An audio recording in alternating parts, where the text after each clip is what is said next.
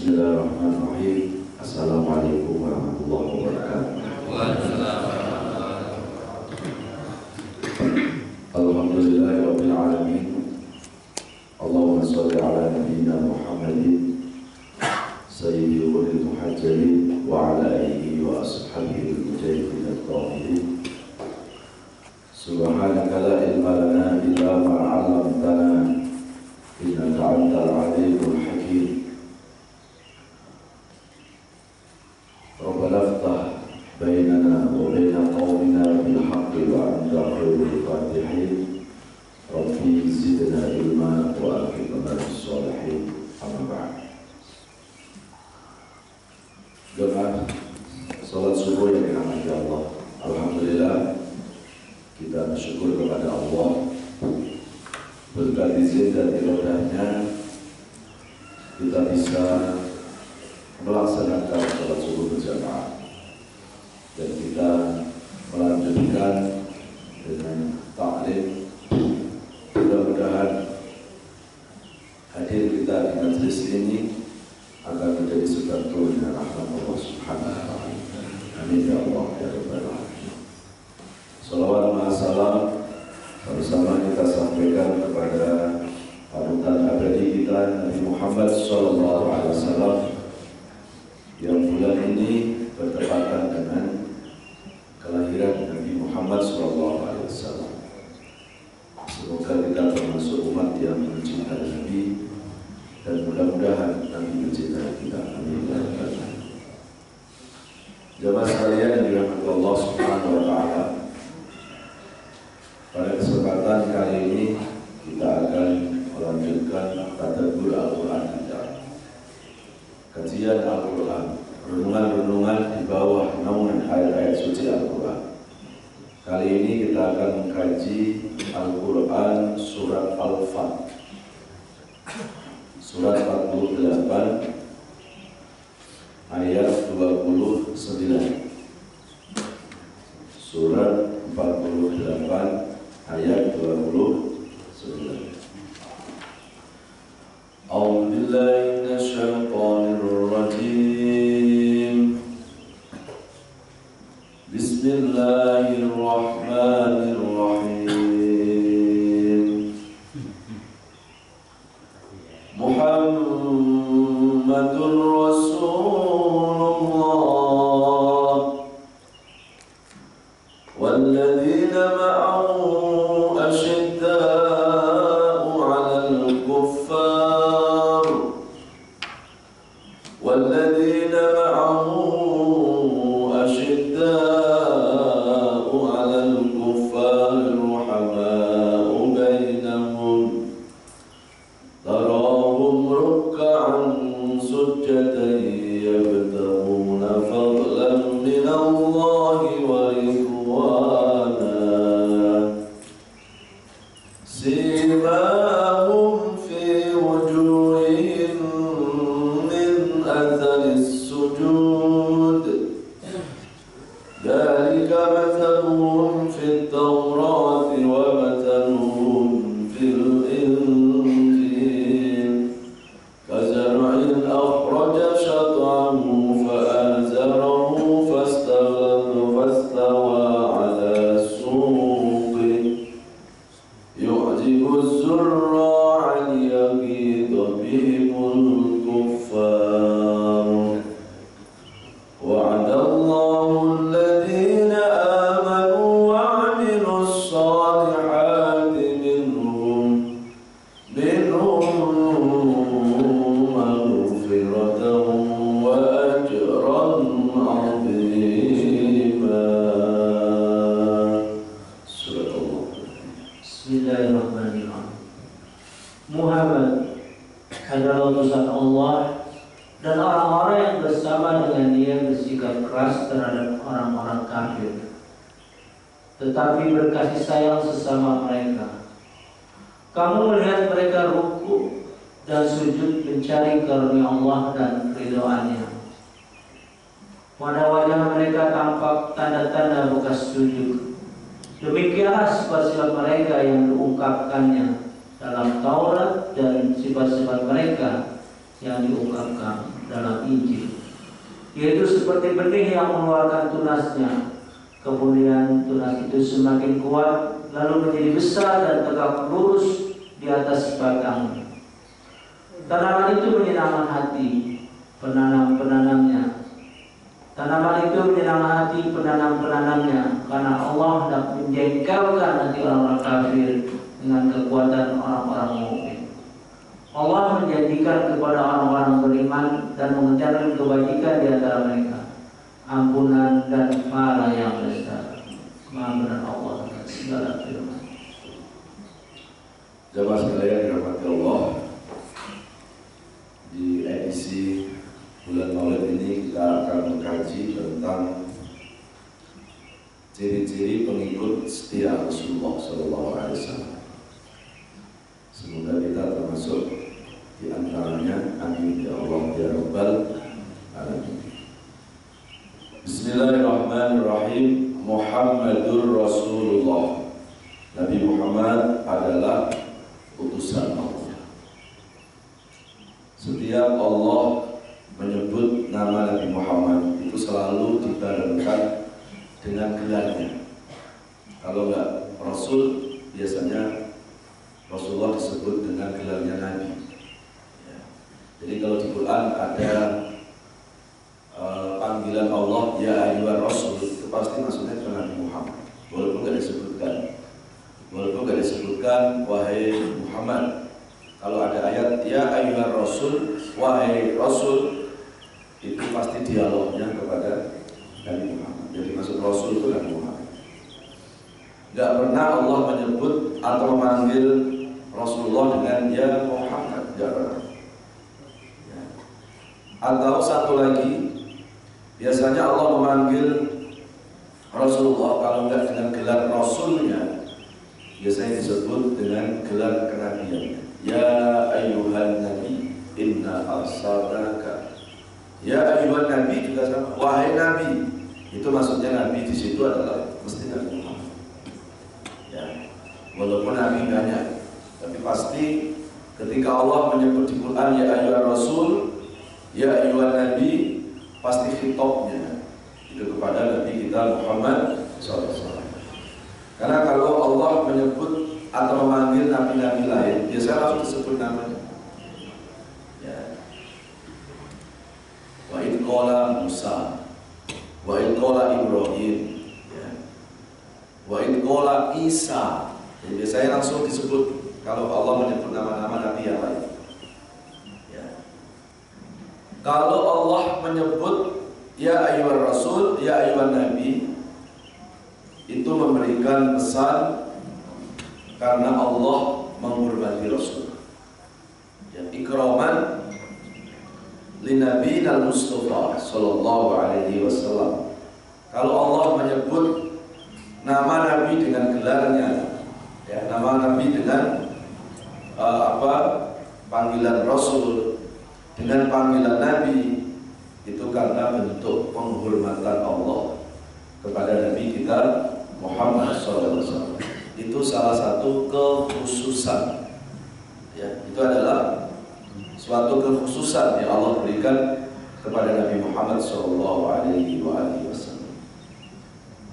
Itu yang pertama. Yang kedua, salah satu kekhususannya Nabi Muhammad, Allah dan para malaikat itu membacakan sholawat. Belum pernah ada keterangan bahwa Allah dan sholawat membaca sholawatan. Allah dan malaikat membaca sholawat kepada Nabi Adam. Belum pernah ada penjelasan. Ya. Atau Allah membaca sholawat kepada Nabi Ibrahim, ya, kepada Nabi Musa, itu belum ada penjelasan. Tapi kalau Allah dan malaikat membacakan sholawat kepada Nabi Muhammad, ya, itu ada ayatnya. Innallaha wa malaikatahu yusholluna 'alan nabi. Itu ada di surat Al-Ahzab surat 33 ayat 56. Sesungguhnya Allah dan malaikat bersolawat kepada Nabi. Ya, jadi kalau Allah dan malaikat aja bersolawat kepada Nabi, apalagi kita umatnya. Ya ayyuhalladzina amanu shallu alaihi wasallimu taslima. Maka kita diperintahkan oleh Allah untuk berselawat kepada Nabi Muhammad sallallahu alaihi wasallam. Jadi satu-satunya nabi yang dibacakan sholawat oleh Allah dan malaikat itu hanya Nabi Muhammad sallallahu alaihi wasallam. Maka salah satu tanda-tanda kita mencintai Rasulullah, ya kita harus mengikuti apa yang telah dilakukan oleh Allah. Karena Allah cinta kepada Nabi, ya Allah membaca sholawat kepada Nabi. Karena itu tanda Allah mencintai Nabi. Terus bagaimana dengan tanda kita mencintai Nabi? Tentunya kita juga harus melakukan apa yang dilakukan oleh Allah, yaitu bersolawat, baca solawat kepada Nabi Muhammad sallallahu alaihi wasallam. Bahkan dalam sebuah hadis disebutkan, Innal awwalakum bi syafaati yaumil qiyamah aksarukum alayya sholatan. Sesungguhnya orang yang pertama kali mendapatkan syafaatnya Rasul adalah awalukum aksarukum alayya sholatan. Itu orang yang memperbanyak membaca sholawat kepada Nabi kita Muhammad sallallahu alaihi wasallam. Kemudian kita lanjutkan surat Al-Fat ayat 29 tadi. Setelah Allah menyebut Muhammad adalah Rasulullah, maka Allah melanjutkan walladzina ma'ahu asyidda'u 'alal kuffar. Dan orang-orang yang mengikuti Nabi, pengikut-pengikut setianya Rasulullah adalah asyidda'u 'alal kuffar, yaitu orang-orang yang keras terhadap orang-orang kafir. Ayat ini jangan diartikan secara tekstual. Ya, nanti kalau kita artikan ayat ini secara harfiah atau secara tekstual, seolah-olah memang Al-Quran itu menganjurkan agar kita menjadi umat Rasulullah, maka kita harus benci sama orang non-muslim. Padahal konteks ayat ini yang dimaksud keras, benci terhadap orang-orang kafir, itu adalah yang dimaksud orang-orang kafir harbi waktu di Mekah, kafir harbi. Karena dalam membahas tentang istilah kafir itu ternyata ada 3. Ada kafir harbi, ada kafir zimmi, ada kafir al-ahdi. Nah, yang kita disuruh benci di ayat itu kepada orang-orang kafir harbi. Ya, orang-orang kafir harbi itu orang-orang kafir di Mekah. Yang waktu Rasulullah, para sahabat ada di Mekah, itu mereka memerangi Nabi. Mereka memerangi sahabat, bahkan mereka mau mengeksekusi mati Nabi. Nah, itu yang disebut dengan kafir harbi. Ya, nah itu yang harus kita sikapi dengan tegas. Kita harus keras terhadap sikap-sikap mereka. Yang kedua, ada kafir zimmi. Kalau kafir zimmi sama-sama orang non-muslim. Zimmi itu artinya apa? Orang non-muslim tetapi bisa hidup berdampingan dengan orang Islam. Mereka tidak mengganggu ideologi umat Islam. Mereka tidak memerangi umat Islam. Ini konteks kafir zimmi pada zaman Nabi ini dihubungkan dengan orang-orang non-muslim yang berada di Madinah. Karena ketika Rasulullah hijrah dari Mekah ke Madinah, di Madinah itu juga banyak orang-orang Yahudi, banyak orang-orang kafir, orang non-muslim. Tapi orang-orang kafir di Madinah saat itu tidak sama seperti orang kafir di Mekah. Nah, maka kafir di Madinah disebut dengan kafir zimmi. Nah, kepada kafir zimmi, Pak, nggak boleh kita membenci mereka. Ya. Kepada kafir zimmi nggak boleh umat Islam memerangi mereka. Bahkan Rasulullah ketika masuk dari Mekah ke Madinah, hijrah dari Mekah ke Madinah, langsung Rasulullah memberikan statement, man ada kafirun zimmiyan faqad azani. Barang siapa yang menyakiti kafir zimmi, orang non-muslim yang tidak mengganggu umat Islam, itu sama dengan menyakiti aku, kata Rasulullah. Ya. Nah, itu namanya apa? Kafir zimmi. Ya. Nah, kalau di masyarakat kita ini itu kalau ada orang non-muslim, mereka tidak mengganggu, mereka tidak memerangi, ya kita nggak boleh membenci mereka, apalagi memerangi mereka. Membenci aja nggak boleh. Itu sama membenci Rasulullah Shallallahu Alaihi Wasallam. Jadi Islam itu agama 15 abad yang lalu sudah mengajarkan toleran. Jadi nggak perlu maksud diajari toleransi. Ya. Faktanya apa? Faktanya sudah ada ayat turun lakum dinukum. Nah, itu kan mengajarkan toleransi. Ya, jadi umat Islam itu nggak perlu diajari toleransi karena ajarannya memang sudah mengajarkan toleransi. Jadi kalau sekarang ini Islam disematkan dengan agama radikal, kekerasan, intoleran, itu nggak sejarah. Dan dia nggak hafal ayat lakum dinukum, atau dia mungkin baca kuliah ayat kafirun, tapi pas lakum dinukum nggak dibaca. Dan faktanya umat Islam itu nggak diajari toleransi. Kenapa? Faktanya Pak, banyak orang-orang non-muslim tinggal di mayoritas Islam, pasti mereka terlindungi. Ya. Orang-orang non-muslim yang minoritas tinggal di mayoritas umat Islam, pasti terlindungi. Coba kalau orang muslim yang minoritas yang tinggal di daerah mayoritas, belum tentu Pak terlindungi haknya. Nah, itu yang harus diajari toleransi, itu yang begitu, yang tidak menghargai kemanusiaan. Ya, coba lihat umat Islam di Myanmar, apa yang terjadi? Diusir-usir, ditindas. Ya, umat Islam di Hindu umpamanya, ya, tidak diberikan keleluasaan untuk beribadah kepada Allah. Banyak.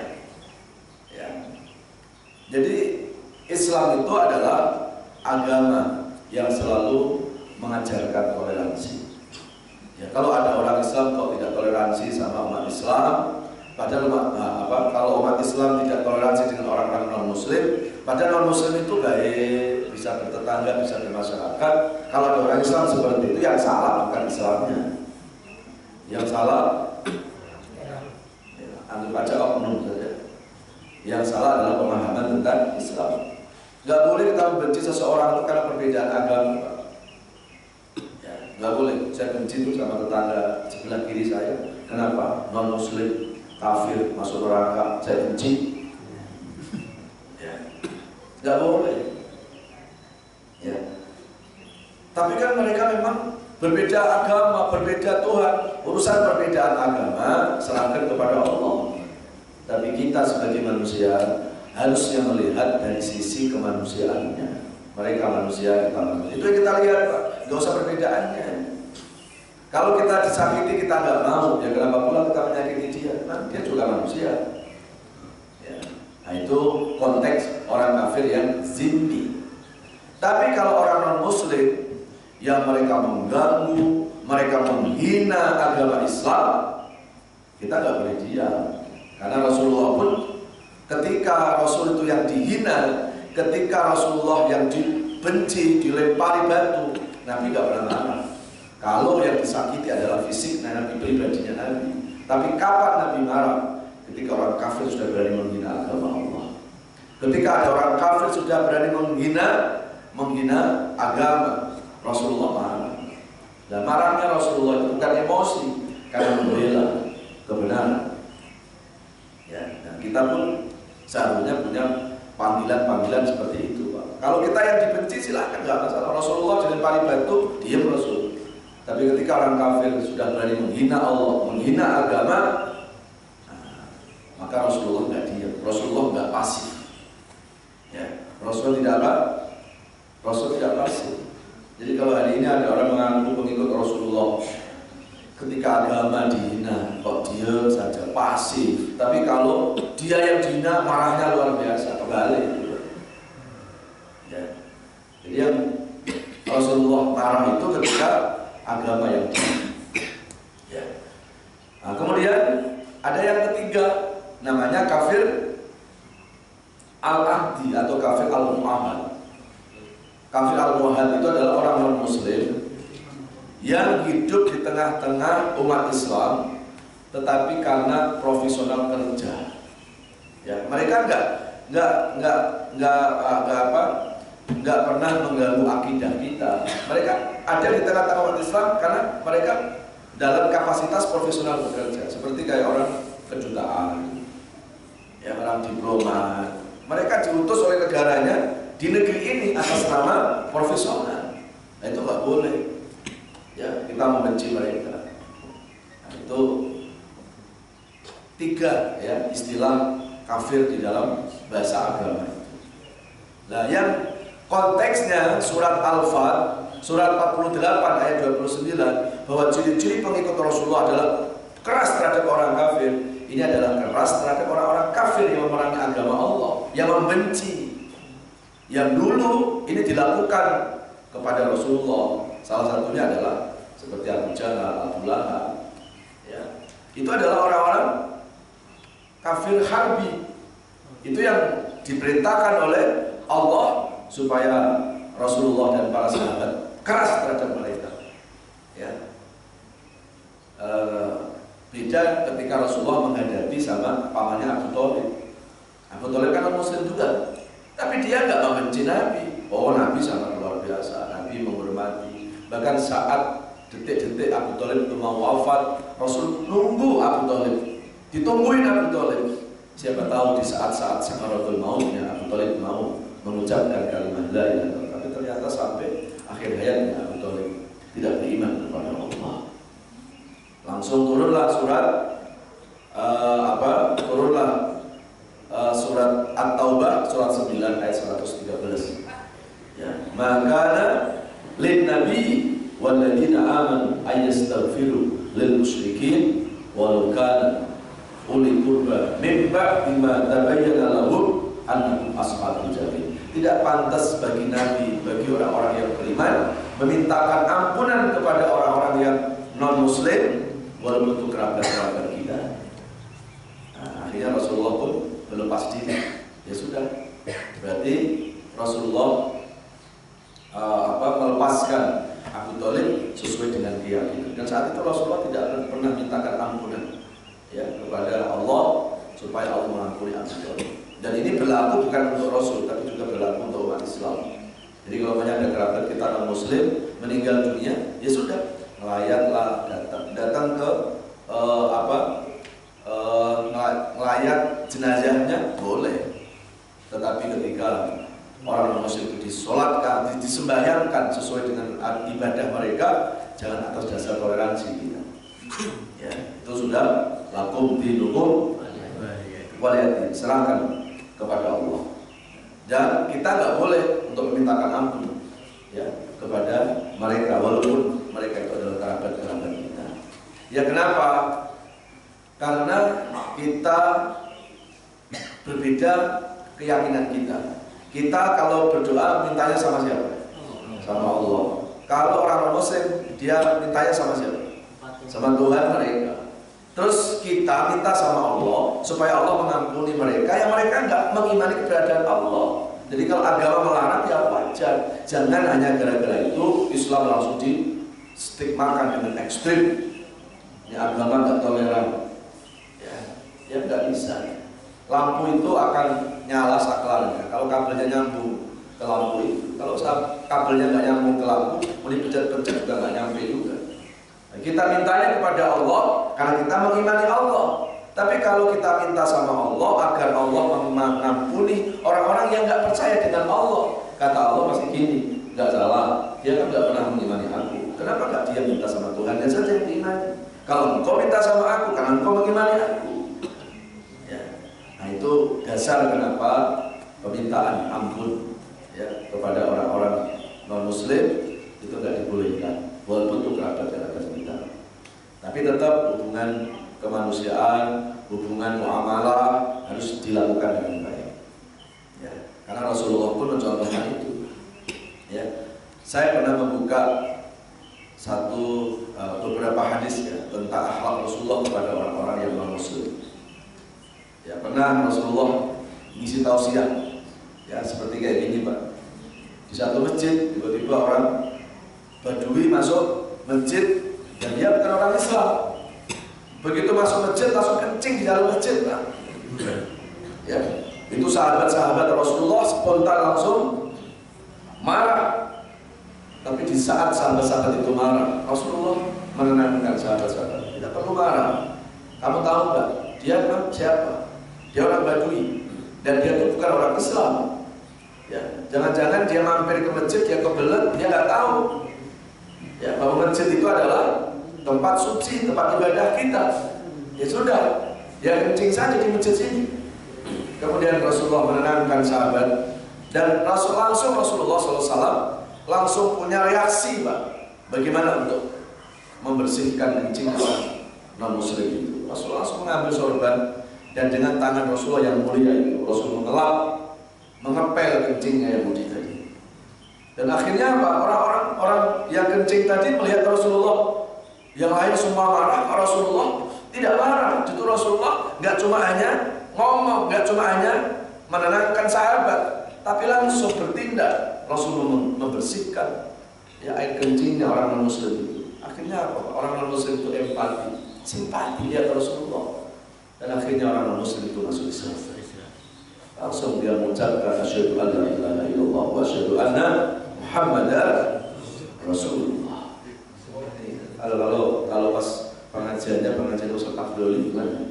Ada orang masuk masjid kencing di depan jadi apa ini? Ya sebanyak Tidak bisa gitu, Pak. Kita nggak bisa seperti Rasulullah. Dan itu sikap Rasulullah. Ya. Rasulullah nggak mau menyamakan, karena dia belum dapat hidayah. Ya.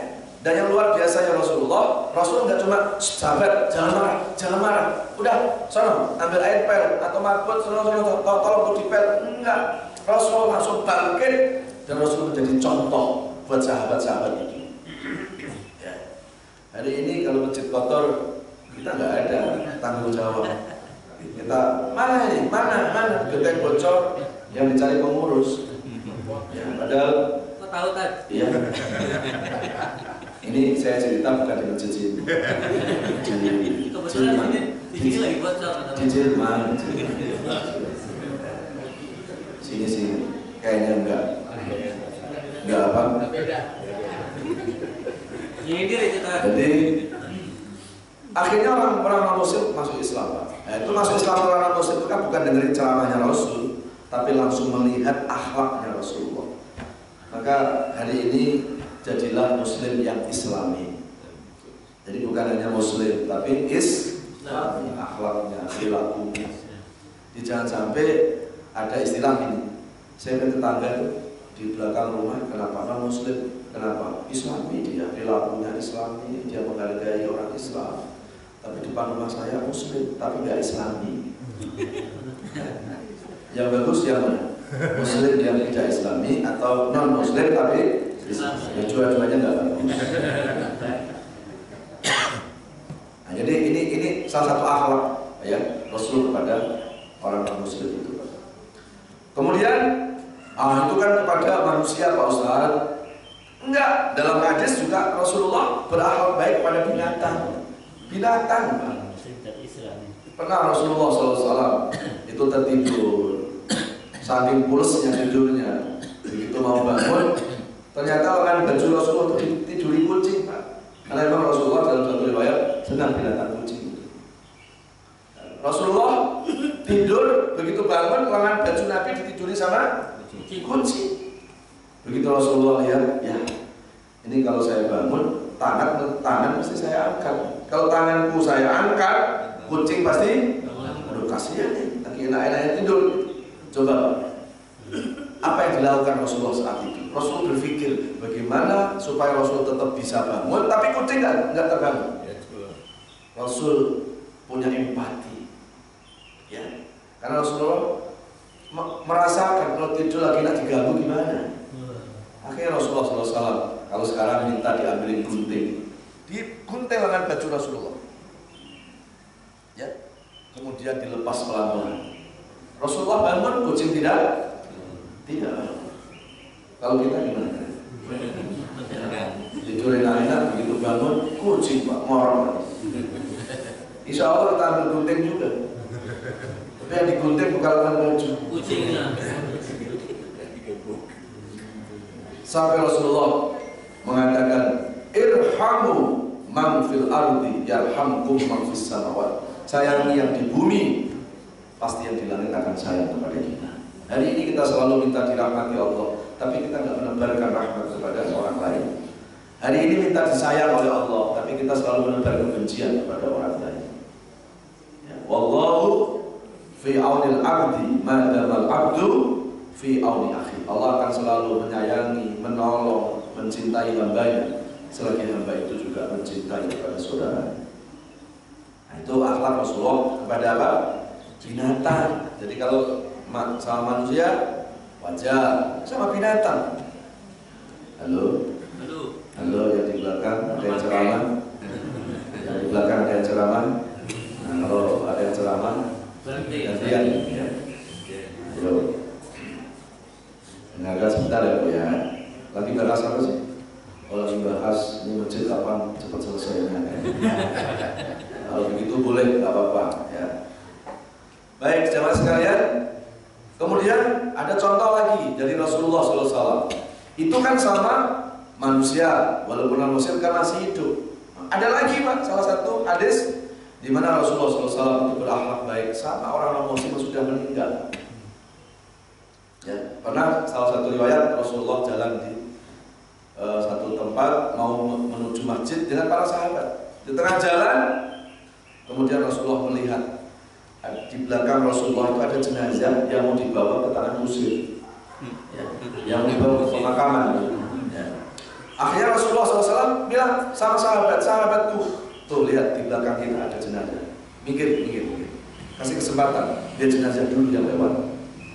Begitu Rasulullah melihat jenazah itu di depan Rasulullah, disebutkan fa'asyara biroksi. Rasulullah itu mengisyaratkan dengan kepala, menundukkan kepala. Ikraman li janazatihi, untuk menghormati jenazah itu. Udah jalan kan jenazah, sahabat yang paling Rasul, ya Rasulullah, tahu nggak itu jenazahnya siapa? Nggak tahu. Itu jenazah musuhmu ya Rasulullah. Itu jenazahnya orang Yahudi, bukan orang Islam itu. Ngapain kau menghormati dia? Toh sudah mati juga. Kata Rasulullah, aku menghormati dia bukan karena agamanya, tapi aku menghormati dia. Dia manusia, aku manusia.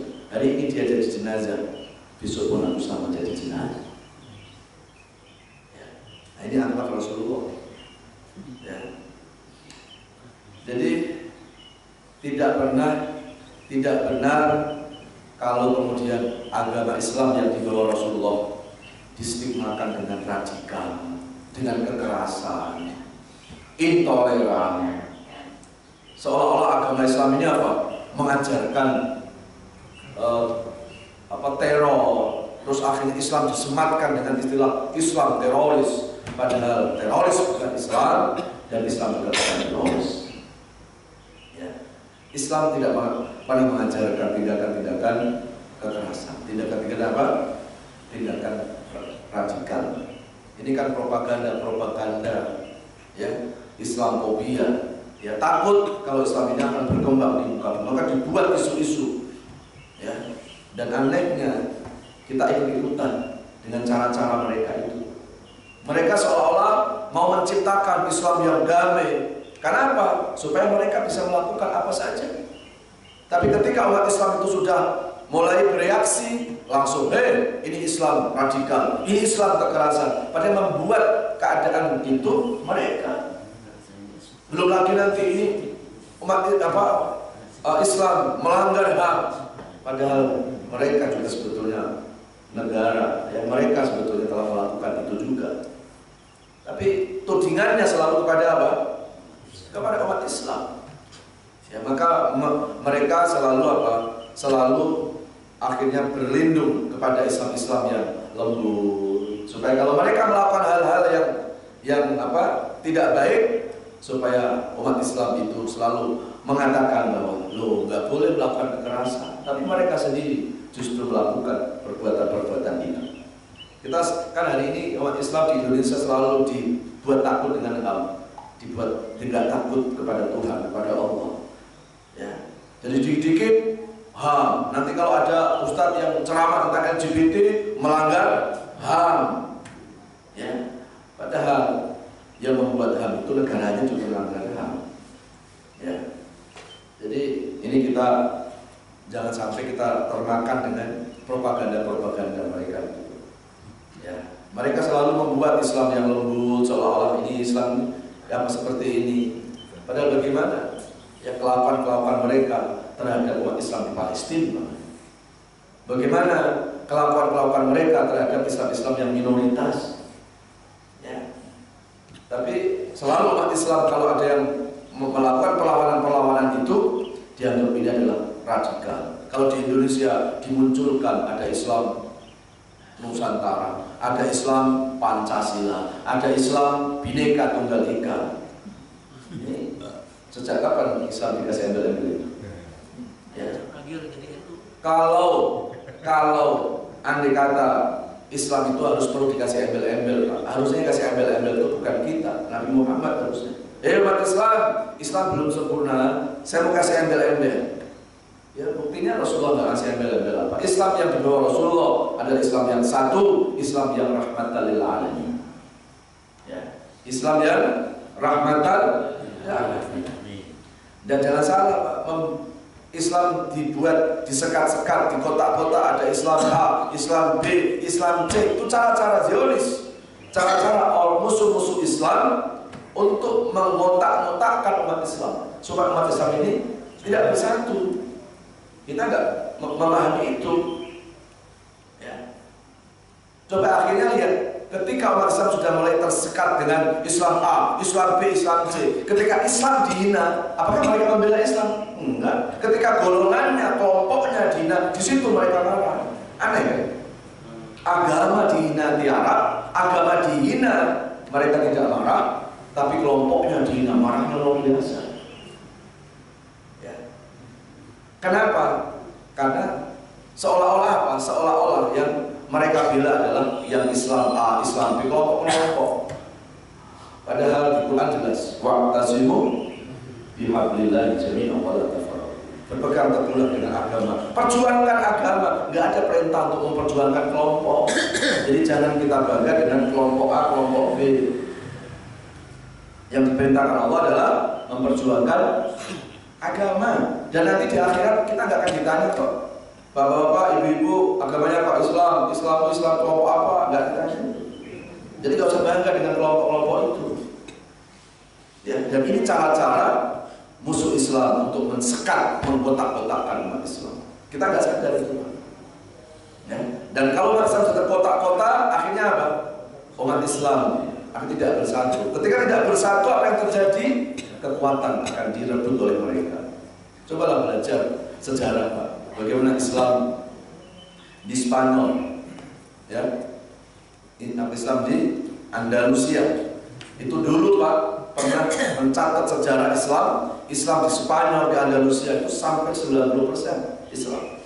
Lambat laun, kemudian Islam itu terkikis habis. Kenapa? Diadu domba umat Islam oleh tentara-tentara salibis pada saat itu. Dan ketika sudah tahu umat Islam ini teradu domba, baru tentara-tentara salibis itu langsung mereka lakukan. Kalau nggak mau keluar dari Islam, mereka bunuh. Dan kalau mau selamat keluar dari apa? Spanyol. Akhirnya banyak umat Islam, karena sudah sedikit kan, kekuatannya udah nggak kuat lagi.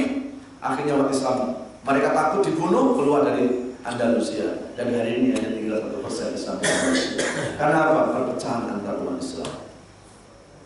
Di Filipina, di Manila, Pak, dulu dipimpin sama kesultanan itu.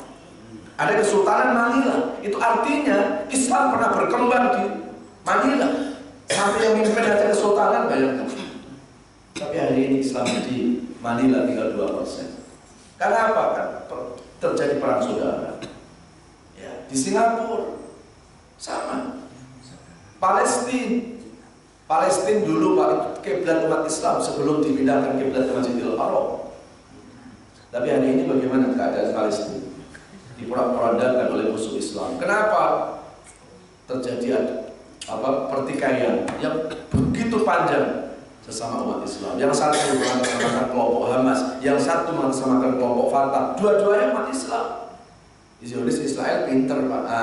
Kebetulan nih, dua-dua kasih senjata mereka. Peranglah mereka sama Muslim. Yang mati siapa? Apakah ini harus terjadi di negeri kita ini? Ya. Apakah harus terjadi di negeri? Jadi dalam kondisi sekarang ini Pak, jangan mau kita teradu domba. Kita memang tidak suka dengan umat Islam yang munafik, dengan umat Islam yang dia hanya cuma teriak-teriak Islam, tapi sebetulnya mana bukti pembela Islam?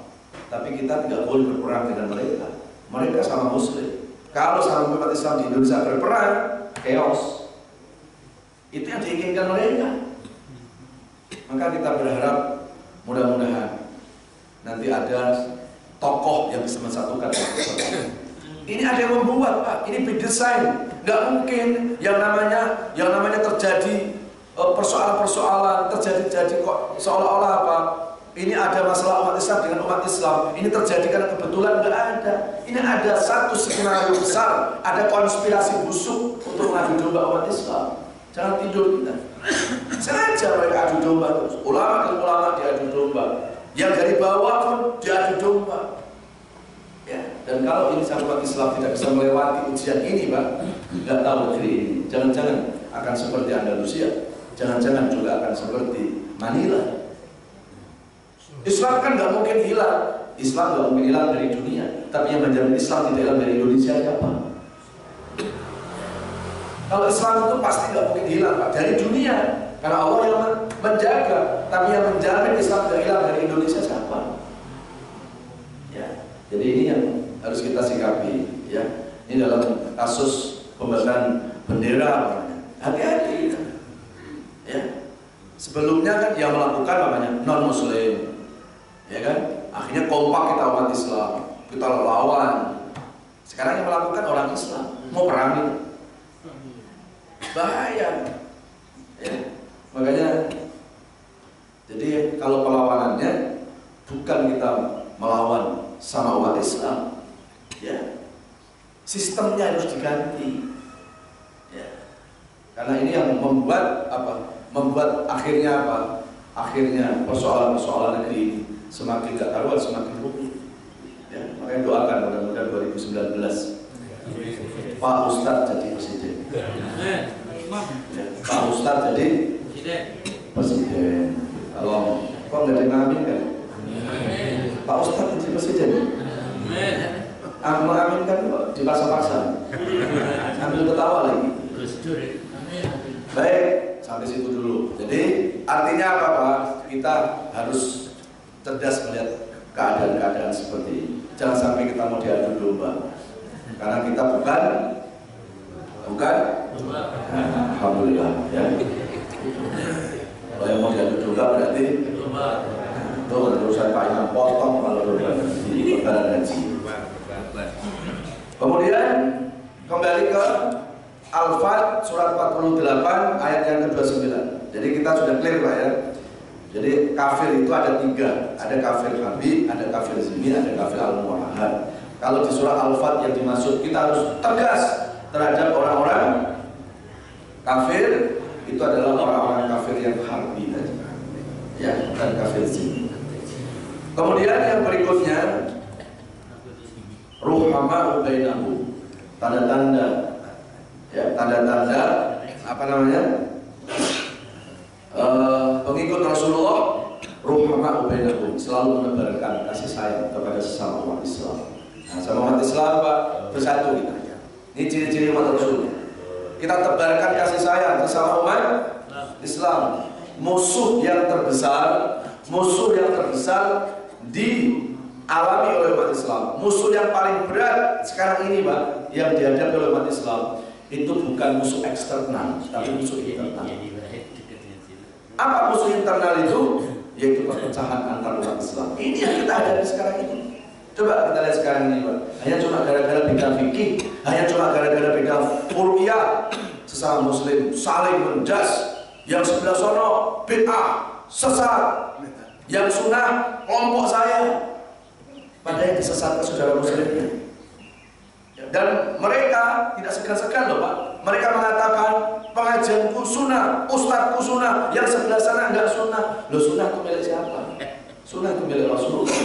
Dan Rasulullah milik semua umat Islam. Tapi hari ini Rasul diklaim milik kelompok-kelompok tertentu. Hanya gara-gara cuma beda maulid saja ribut Pak. Ya maulid bid'ah, masuk neraka paling dalam, yang masuk surga saya. Loh saya, yang lain masuk neraka semuanya. Padahal masuk surga sendiri itu nggak enak. Dia bilang masuk surga sendiri, yang lain neraka semuanya. Masuk surga sendiri di ya Allah. Ini fakta kan Pak? Satu masjid saja nggak kenal. Pada satu masjid, satu komplek gitu. Kita kenal tuh kalau ada bendera kuning di rumah. Ya, ada bendera kuning di rumahnya baru siapa itu dia? Baru kita tahu.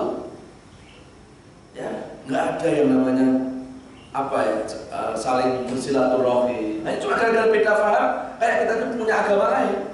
Diajak salaman marah, dia nggak mau salaman. Ya nggak salah sebetulnya sih.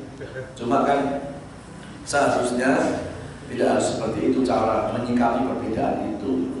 Kalau kita bicara perbedaan furu'iyah, perbedaan faham itu sudah terjadi pada masa ulama-ulama kita dahulu. Ada Imam Asy-Syafi'i berbeda faham dengan gurunya Imam Maliki. Enggak pernah Imam Maliki sama Imam Syafi'i saling mengklaim bahwa saya benar. Apa kata Imam Maliki? Karena saya gurumu, kamu kan muridku. Enggak pernah kok. Padahal Imam Asy-Syafi'i 7 tahun hafal Quran.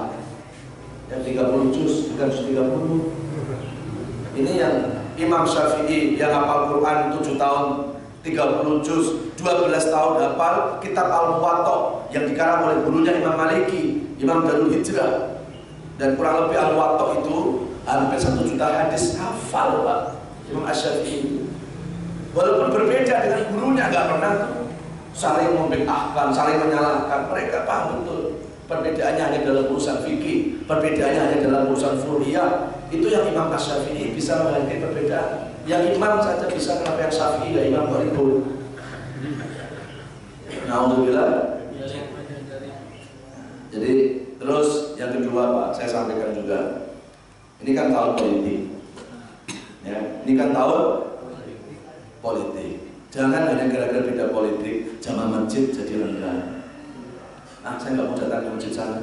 Itu masjid itu kan Prabowo. Ya, jangan juga. Ya, saya kalau suruh menyampaikan, saya suruh pilih pemimpin yang benar-benar mudah-mudahan akan bisa berubah dari sistem-sistem yang sekarang sudah berjalan. Kita pengen pemimpin yang jelas. Jangan cuma hanya bicara kita harus menegakkan keadilan. Nah, itu Novel Baswedan sampai sekarang tidak diproses. Itu kelas Novel Baswedan. Kelasnya ini sudah sampai ke internasional loh Pak.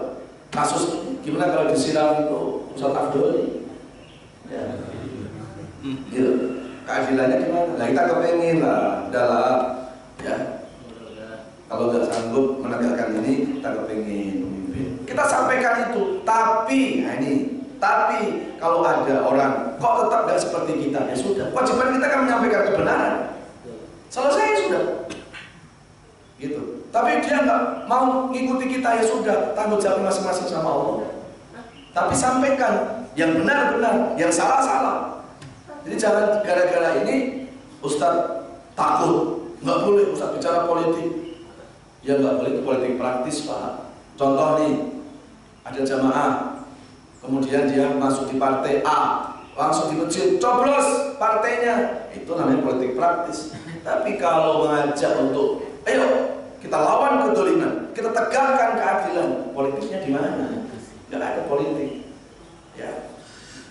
Dan kalau seolah-olah ini, Ustadz jangan bicara politik ya, Ustadz tuh mendingan bicara tentang halal, haram, surga, neraka, kafir, mukmin, dan itu Ustadz itu.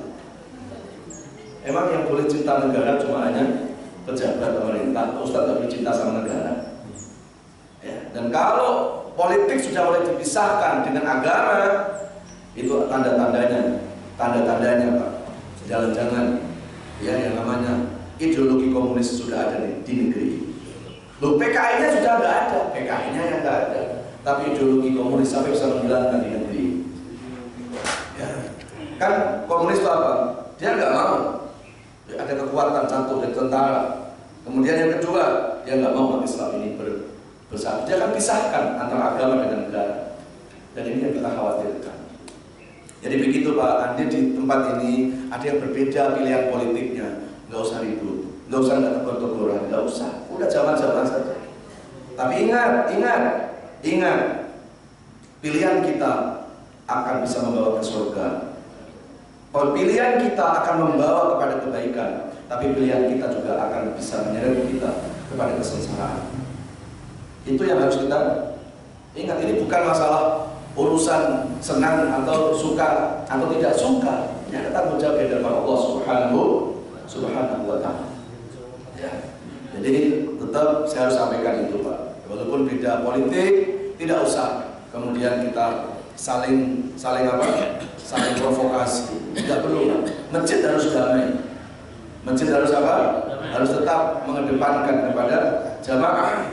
Tidak perlu kemudian yang diangkat-angkat adalah urusan-urusan politiknya. Pertajam persamaannya, jangan dipertajam perbedaannya. Nah, kita sama-sama umat Islam kok. Jangan sampai gara-gara itu yang dikorbankan persatuan umat Islam, rugi kita nanti, ya, rugi nanti. Kemudian yang berikutnya adalah tarahum ruk'an sujada. Tanda-tanda apa? Pengikut Rasulullah adalah selalu rukuk dan sujud. Rukuk sujud itu ibadah yang di dalamnya pasti sholat, karena ibadah yang ada rukuk sujudnya pasti sholat. Nah, ciri-ciri pengikut Rasulullah itu selalu istiqomah dengan sholatnya, rukuk dan sujud. Kemudian yang keempat, tanda-tanda pengikut Rasulullah yang bertahuna fadlan minallahi wa ridwana. Ya, mereka selalu mencari keridhaan Allah, mencari keikhlasan. Dan yang kelima adalah simahum fi wujuhihim min asari sujud. Tanda-tanda pengikut Rasulullah adalah simahum fi wujuhihim min asari sujud. Ya, dan tanda-tanda pengikut Rasulullah itu akan nampak tanda-tanda sujud di wajah mereka. Bukan kok wajahnya yang ada bukan itu. Ya. Maksudnya bekas sujud itu nampak dalam pribadi mereka. Itu artinya apa? Kalau di saat sholat dia selalu tunduk kepada Allah, di luar sholat dia nggak tunduk kepada hawa nafsu. Bekas-bekas ibadah itu selalu ada di dalam kehidupannya. Itu yang dimaksud. Di jalan ini, ya ini nggak umat Rasulullah, nggak pengikut Rasulullah. Wajahnya nggak nampak, ya.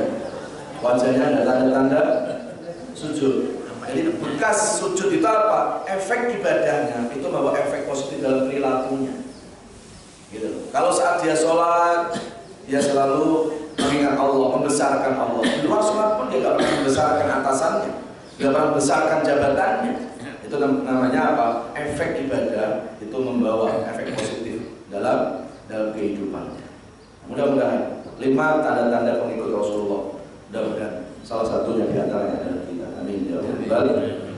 Baik, itu yang bisa disampaikan. Semoga ada manfaat. Mungkin saya buka tanya jawab 1-2 orang, kalau bertanya silakan. Kalau jawab 1 atau 2 orang, mungkin siapa yang bertanya. Nggak ada. Kalau nggak ada saya tanya Ustaz. Tadi Ustaz mengatakan bahwa pilihan kamu menentukan ke surga dan pilihan kami juga menentukan neraka. Mendingan saya pilih katanya Ustaz. Bagaimana Ustaz? Ya. Kewajiban manusia itu usaha, dan manusia itu nggak wajib berhasil. Maaf ya, saya harus sampaikan. Apakah kepemimpinan setelah Pak Jokowi, Prabowo akan lebih baik? Belum tahu juga. Tapi kita usaha, gitu loh Pak. Ya jangan kita terus fanatik buta. Pokoknya dulu juga begitu, yang milih dia, yang milih itu kan juga begitu. Pasti baik, rakyat. Apakah sekarang lebih baik lagi nanti kalau andai kata menjadi presiden? Belum tahu juga. Tapi paling tidak kalian sudah menjalani, kan sudah tahu cara menilainya. Tapi kalian belum, ya kasih kesempatan dulu. Kalau akhirnya nggak baik juga, ya, kan kita memang melihat antara apa? Antara 1 dan 2. Ya harus kita pilih yang sekarang. Adapun tiba-tiba nanti malah lebih parah lagi, ya sudah, kita serahkan kepada Allah. Karena manusia hanya wajib berusaha. Kaitan dengan orang yang berbeda, kalau begitu saya tidak usah milih dua-duanya, malah bahaya lagi. Tidak ke surga, tidak ke neraka. Akhirnya apa? Udah Ustaz, saya bingung, daripada saya nanti pilih ini kecewa lagi, sudah saya golput saja. Golput itu putus asa. Ya, Kita buka sejarah bagaimana Cina, Pak, itu dulu pernah terjadi satu ketidakpercayaan kepada pemimpin-pemimpinnya tahun 80-an. Ya, karena apa? Parlemennya saja sudah terindikasi dengan mafia-mafia narkoba. Pejabatnya korupnya luar biasa. Kemudian lahirlah satu pemimpin, ya, Cina saat itu. Siapa saya lupa. Langsung dia kepingin membuat gebrakan. Dia bilang apa? Sudah 100 peti saya siapkan buat koruptor, buat pejabat yang menyelewengkan negara, tapi satunya buat saya. Kalau saya yang melakukan, maka saya harus masuk peti nanti. Begitu dia mengeluarkan programnya seperti itu, pada takut semuanya. Dan bagaimana sekarang? Negara itu ya terangkat, ya. Dan itu kan bukti bahwa apa? Bahwa kita nggak boleh ada pesimis. Jangan kita sama aja. Saya nggak mau, pokoknya saya golput saja. Jangan, Pak. Pasti. Idza ja'al haqqu wa ja'al batil. Ya, ketika kebenaran sudah datang, mudah-mudahan yang kebatilan itu akan sirna. Jadi jangan kita terus akhirnya tidak memilih. Kalau orang baik tidak memilih, yang memilih pemimpin orang tidak baik. Dan kalau orang tidak baik memilih yang tidak baik juga, yang memimpin kita siapa? Yang salah siapa? Kita yang baik, karena kita nggak pilih orang yang baik. Jadi kalaupun kita mau berargumen, tapi dua-duanya kan jelek, ya cari yang jeleknya sedikit. Ya, cari yang jeleknya. Dan kita pilih dari yang jelek, dari yang terjelek. Kita pilih yang jelek dari yang terjelek. Ya. Jadi saya juga nggak mau digiring kepada seolah-olah ini pasti benar, enggak juga. Kita belum tahu juga. Ya, tapi paling tidak kasih kesempatan. Siapa tahu itu akan jauh lebih baik. Ya, kalau kita ternyata nggak baik juga sudahlah. Ini memang umat Islam lagi diuji supaya kita lebih sabar.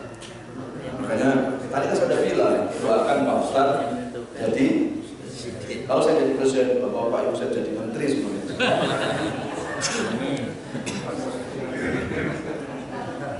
Jadi jangan salah, Pak Ustadz yang bukan mengkampanyekan itu, yang saya kampanyekan saya sendiri.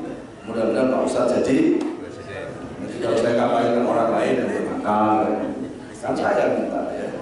Amin ya Rabbal. Dan satu lagi, ada lagi pertanyaan? Ada lagi satu lagi, Pak. Ya, Pak. Siapa?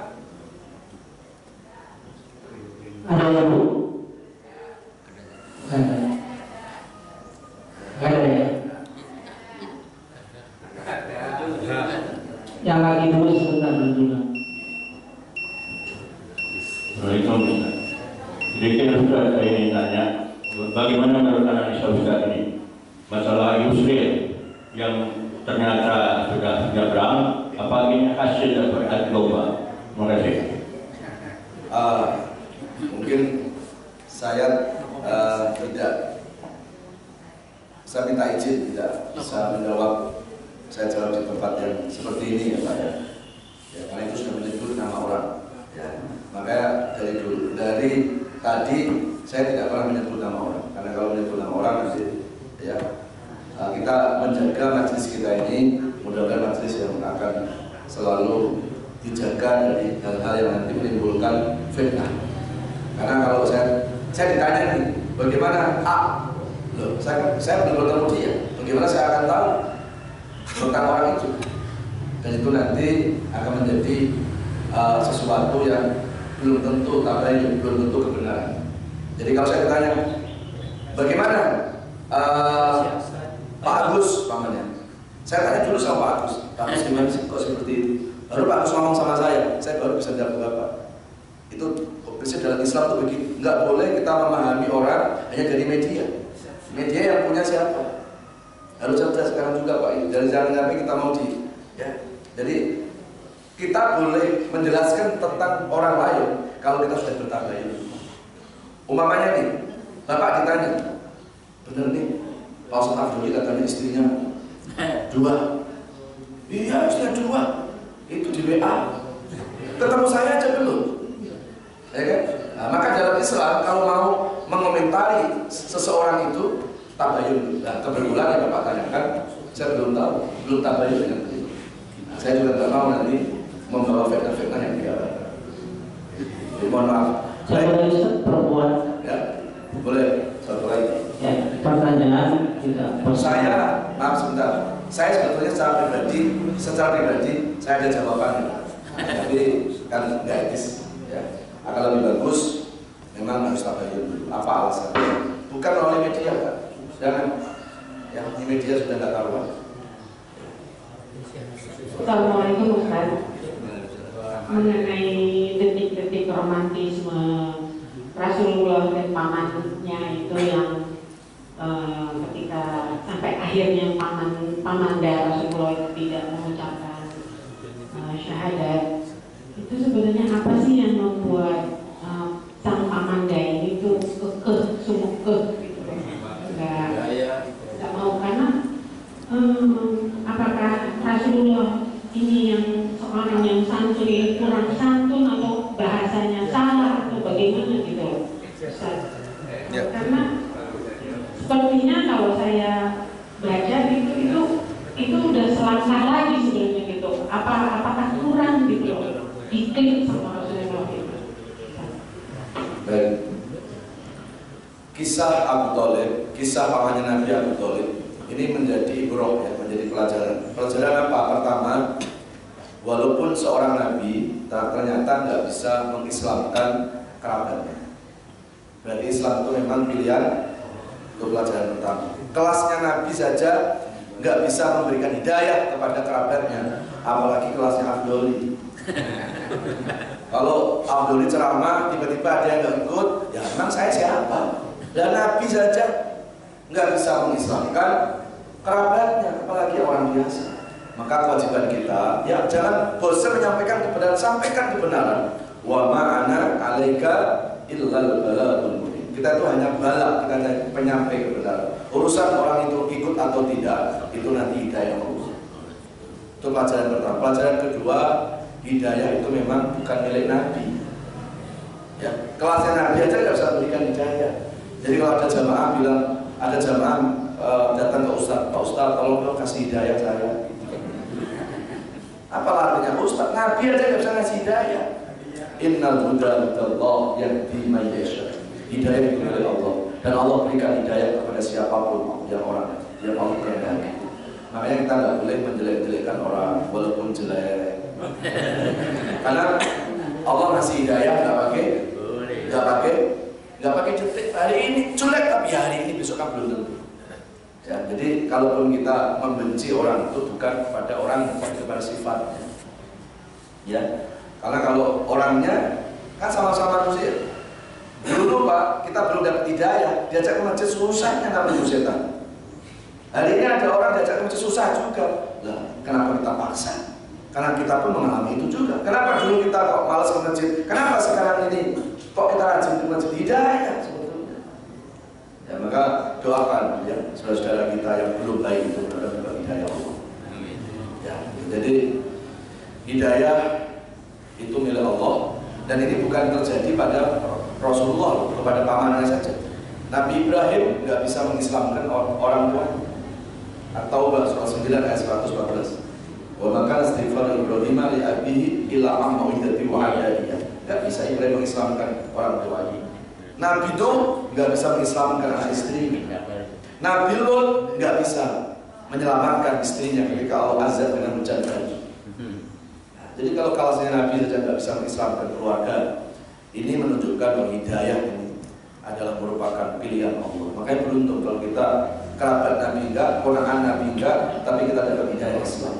Alhamdulillah, berarti Allah telah memilih hidayah. Sama-sama kita tutup dengan doa Al-Fatihah. Subhanakallahumma wa bihamdika asyhadu an la ilaha illa anta astaghfiruka wa atubu ilaik. Walhamdulillahirabbil alamin. Wassalamualaikum warahmatullahi wabarakatuh.